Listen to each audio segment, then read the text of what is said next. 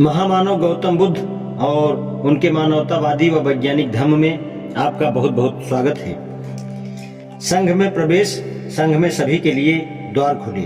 संघ का प्रवेश सभी के लिए खुल गया था। जाति पाति का कोई बंधन नहीं था, लिंग का कोई भेद नहीं था, हैसियत जैसी कोई बाधा नहीं थी। जातिवाद के लिए संघ में कोई स्थान नहीं था, सामाजिक हैसियत का संघ में कोई स्थान नहीं था। संघ में सभी एक समान थे। संघ में सदस्य का दर्जा जन्म से नहीं बल्कि गुणों से निश्चित होता था। जैसा तथागत ने कहा था, संघ एक समुद्र के समान है और भिक्षु उन नदियों के समान हैं जो समुद्र में विलीन हो जाते हैं। नदी का अपना अलग नाम होता है और अपना अलग अस्तित्व होता है, लेकिन जैसे ही नदी समुद्र में प्रवेश करती है, उसका ना ही कोई पृथक नाम रह जाता है और ना ही पृथक अस्तित्व। उसके साथ मिलकर वह एक हो जाती है। संघ के संबंध में भी यही बात है। जब एक भिक्षु संघ में प्रवेश करता है तो वह समुद्र के जल की तरह अन्य सब के साथ मिलकर एक हो जाता है। तथागत ने कहा, उसकी कोई पृथक जाति नहीं रही, उसकी कोई पृथक हैसियत नहीं रही। संघ के अंदर यदि कोई वर्गीकरण था तो पुरुष स्त्री की दृष्टि से था। भिक्षु संघ का संगठन पृथक था और भिक्षुणी संघ का संगठन पृथक। संघ में प्रवेश पाने वाले दो वर्गों में विभाजित थे, श्रामणेर तथा भिक्षु।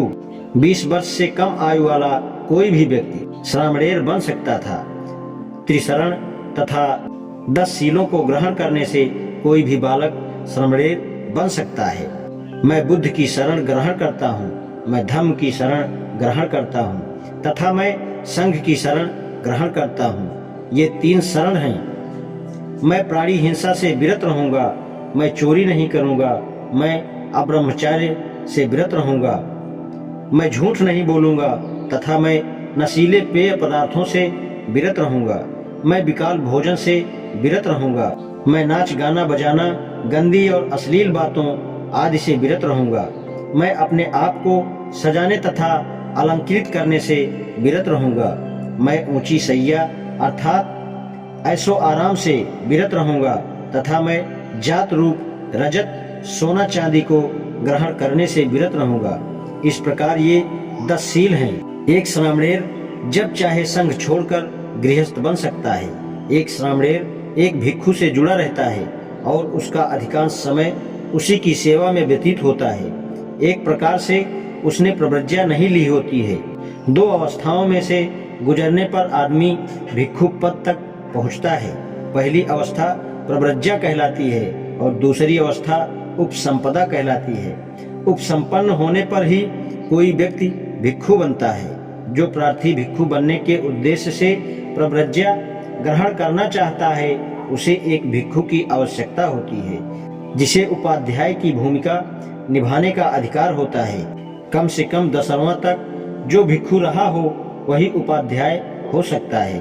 इस प्रकार का प्रार्थी जो उपाध्याय द्वारा स्वीकार कर लिया गया हो परिव्राजक कहलाता है और उसे उपाध्याय की सेवा करते हुए उसी के संरक्षण में रहना पड़ता है। शिक्षण काल समाप्त होने पर उसका उपाध्याय ही अपने परिव्राजक का नाम संघ के सामने प्रस्तावित करता है। संघ की विशेष बैठक किसी को उपसंपन्न करने के लिए ही बुलाई जाती है। उपसंपदार्थी को स्वयं संघ से प्रार्थना करनी पड़ती है। संघ से पहले इस विषय में अपना संतोष कर लेता है कि प्रार्थी योग्य और सही व्यक्ति है और भिक्षु बनने का अधिकारी है।